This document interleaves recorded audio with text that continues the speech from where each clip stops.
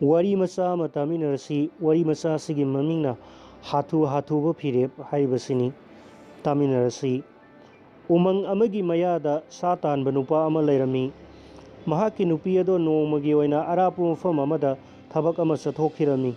Yum aduda mahakni mahaki pikliba macha nupa amane aduga mahaki imung manung oina lairaba singlaba hui amane lairami. Sa tanba nupa aduna imung manunggi thabak engkhang tawduna lairingaida mahaki machado phamungda tumduna lairami. Hui aduna phamung mayada kunduna angang adu sanglami. Khudakta athuba thabak ama ningsinglakpadagi sa tanbado umang manungda sagol tongduna chatkirami. Adubu machado tumduna laihaubanina yamna thuna hathu hathu halaklami. Sa tanba nupa aduna mayum yorakpa matamdadi mahaki hui adugi matau aduda ngakpana thengkhre. Hui ado mayada ina pungang nganglaga yamna langtaknana yumdugi mangolda mahakku ngaiduna lairami. Phibam aduda sa tanba nupa aduna makha tana khantharuba tawdana hui aduna angang ado hatokre haina hathu hathu khankirami. Khudakta sauraba sadanba aduna mahakki nongmaina kaptuna hui ado hatoklami.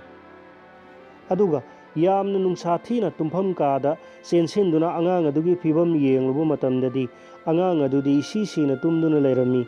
Phamung manakta kaisal amasu ina pungang ngangna taduna lairami. Punamak ado ururaga sa tanba nupa ado mahakna khalluriba adugi ona tainabada lairamba aduda sathina ningmdba phawraklami.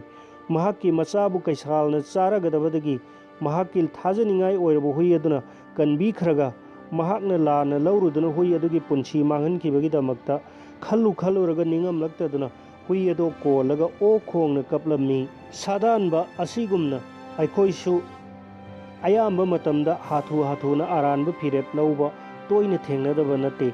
Masina maram oiraga ningamlaktabata nattana nungsiraba imung manung marup mapangna singba miyoibagi marakta lainaba mari kainahanbasu thoktaba nate.